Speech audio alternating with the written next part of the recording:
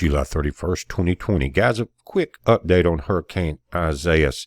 It was updated at 8 p.m. Eastern Time, so there should be another update within about 20 minutes.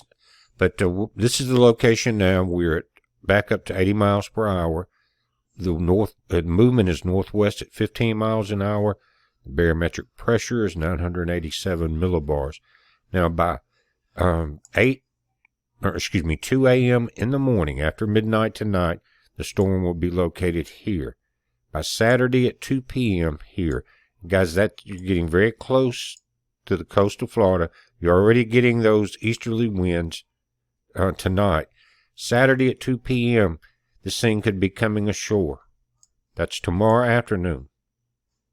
That's the location of it. It may have already come ashore. So you're running out of time. You don't have any daylight left. First thing in the morning, you need to be on top of this. As soon as daylight breaks, and if you still have time tonight and you can, make sure your cars are filled up with gas, things like that, in case you lose power. You got extra water. You guys in Florida, you've been through the drill before. And so, guys, Sunday, 2 a.m. Again, this map, they're trying to squeeze the wording in here, and it makes it throw it off just a little bit. But Sunday night, Saturday night, Sunday, 2 a.m., the storm is here. See that?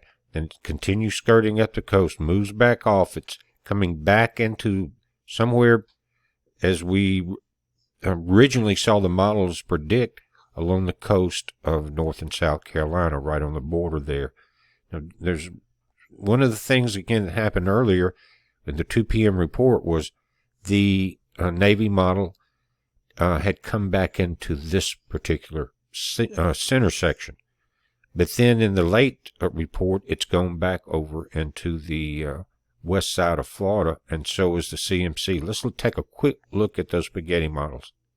And with that path we were just looking at, you can see what they're doing. They're averaging from the TABD model, the bright purple one on the right, and then the white TABS model all the way to the left. But now you still have, next to that, going across at Miami, and it's a very light green, is the Canadian model. It moves offshore, then comes in north of Tampa.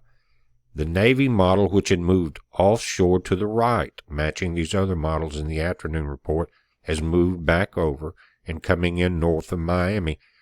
Somewhere probably that would be Boca Raton, Fort Lauderdale, somewhere in there, moving up through Florida and coming back out.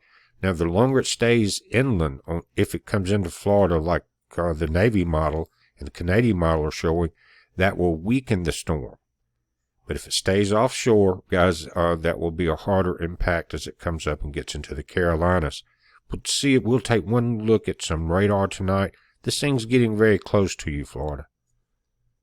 Now, guys, if you can see this, we're looking at infrared imaging, but the Florida coastline is here. Let me kind of outline it right there.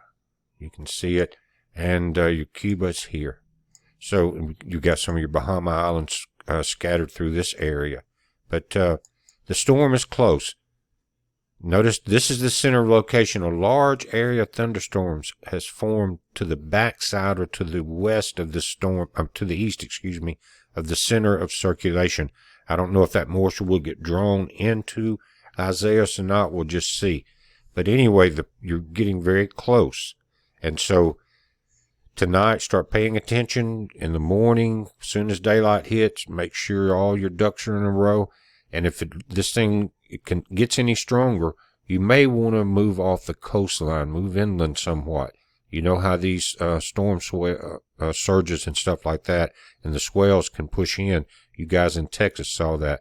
But guys, I want to keep it short. It's a heads up. I didn't want to not put up a late report simply because we're back up to 80 miles an hour and the proximity to Florida and how fast it's moving toward you guys. It's a heads up. Be safe.